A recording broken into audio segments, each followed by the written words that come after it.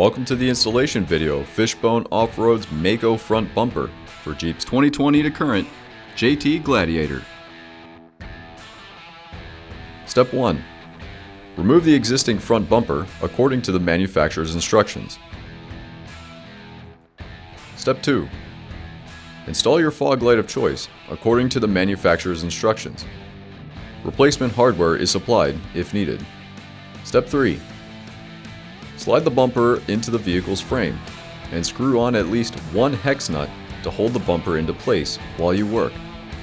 Next, place a flat washer, followed by a lock washer, and finally a hex nut, and secure the 8 bumper bolts with a 17mm socket.